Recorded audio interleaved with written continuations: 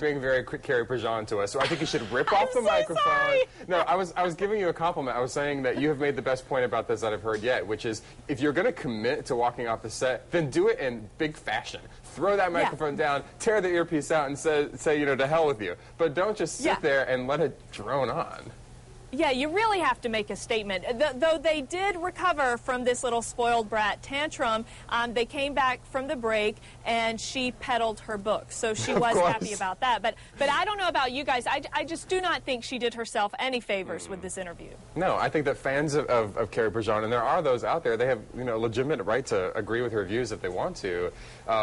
There's no real excuse for being just rude to someone who is hosting you. Especially when they ask a legitimate question. If you ask a question that clearly you're not justified in wanting to know the answer to, that's a different matter. But in this case, he was asking several legitimate questions, and it seems like she just pushed him away on all of them. In which case, what is she doing there? Right. Wait, so Brooke, has that ever happened to you? Has anyone ever walked off the set while you've been interviewing them?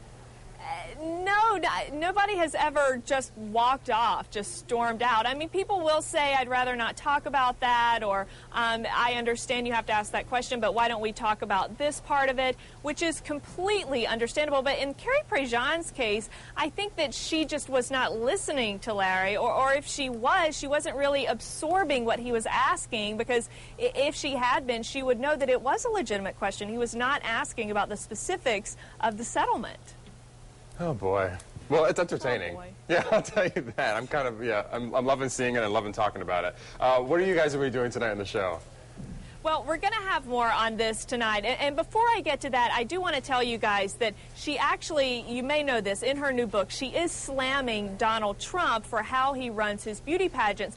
I want to let you in on something. I got to speak with Donald Trump this morning in an exclusive interview to get his first reaction about Carrie's meltdown. And also, he told me what he thinks about Carrie's attacks. Listen to what he said.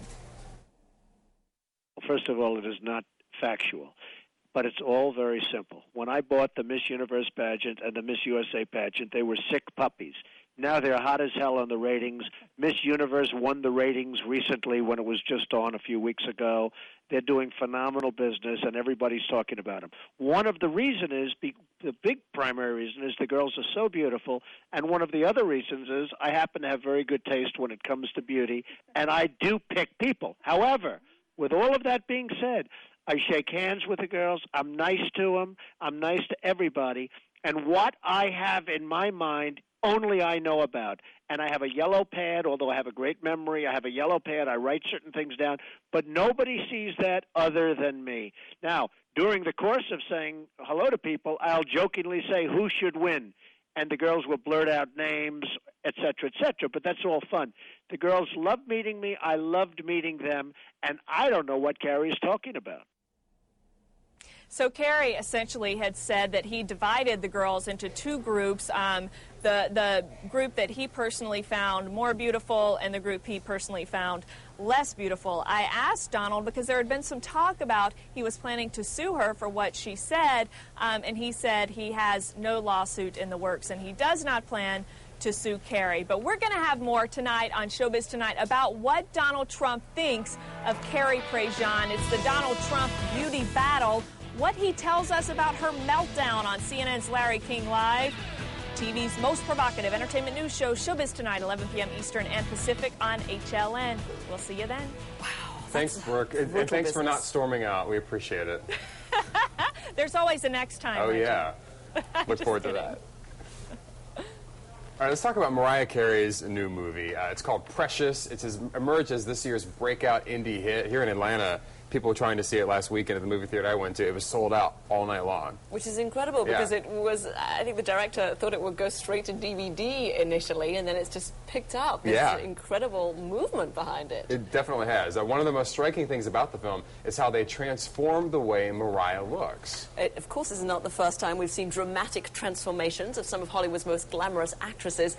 CNN.com has compiled a slideshow of some of our favorites in the entertainment section, before and afters of the likes of Cate Blanchett, Cameron Diaz, and Charlize Theron, among many others.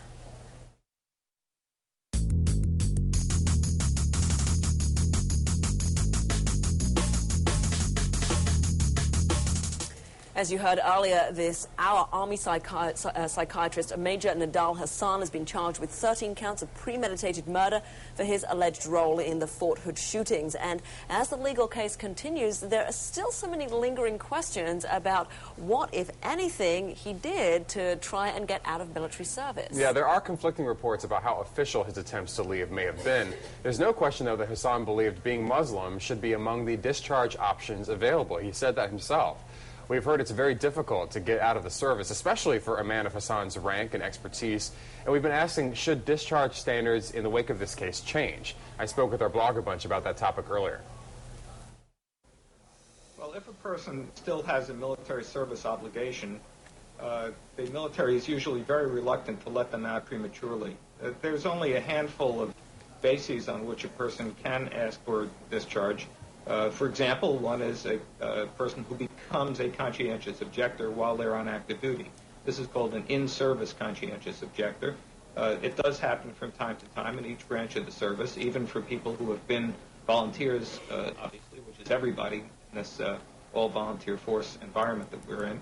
Another is if a person becomes physically disabled or has some kind of medical condition or a mental health condition that is disqualifying. That person is not fit for duty, and that person can be and would be separated from active duty. Other than those, hardship, I suppose, is a reason for applying for discharge, but hardship discharges are handed out only in the gravest of circumstances, and they don't grow on trees, basically. Eugene, earlier I was telling our audience there are conflicting reports of just how official this major's attempts were to try and get out of the military. But given what we do know and the few facts that we can say are for certain, looking at that, what is your opinion about how easy or difficult it would have been for Major Hassan to actually leave the Army at his post? I think it would have been quite difficult for him to obtain a discharge earlier than his expiration of his obligated service. The military, particularly in the case of officers who have received advanced training at taxpayer expense, is very reluctant to let people out early. This applies to physicians, other kinds of health providers, and it also applies to aviators. John, let me get you in on this discussion. You just heard, again, our military law professor talking about how difficult it is for somebody to get out of the military. We've seen possibly what could happen with someone who may not want to be in the military and has some real objections to the service that he is providing. Do you think something should change now in the Army given this terrible violence that we saw just the other week? Actually, no. Remember that we're so got the option troops are out there, all the war fighters that are forward.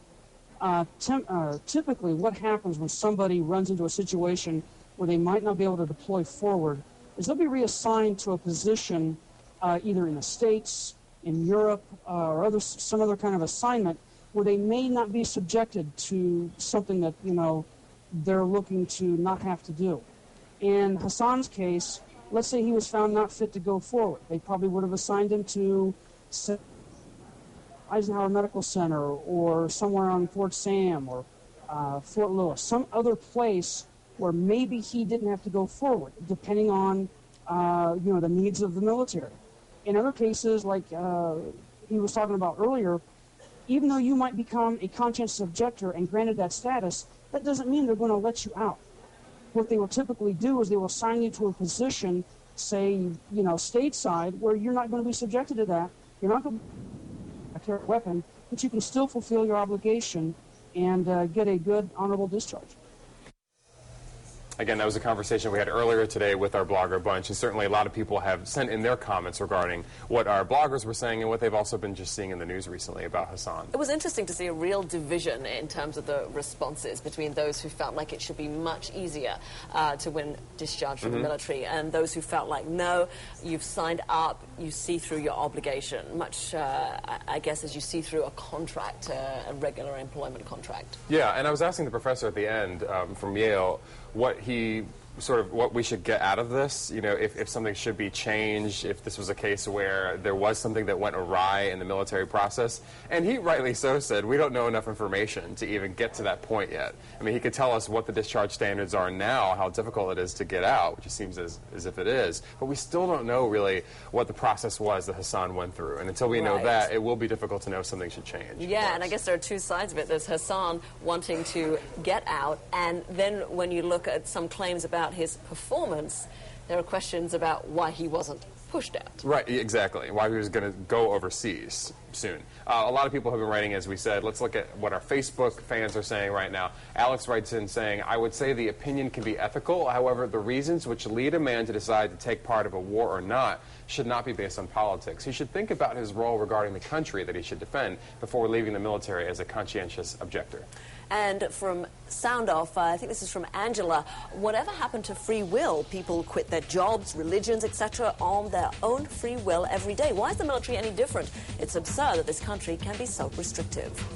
Viet writes, I think in Major Hassan's case, the problem isn't how difficult it is to get out of the military. I really can't believe that was the true motive of his alleged actions. So there you see, I mean, obviously there's disagreement about that. And again, we don't really know what the facts are. We've heard from family members that he's been trying for years to get out. And then we've also heard reports from the military itself saying that's not the case. There wasn't a formal process that we knew of. So, and we've heard those repeated warnings not to jump to quick conclusions so that the investigation can be thorough, and then we can better understand the truth.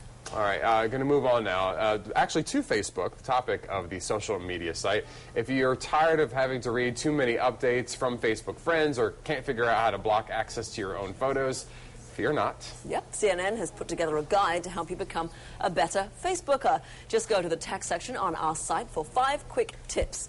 How to hide friends' posts, reduce news feed,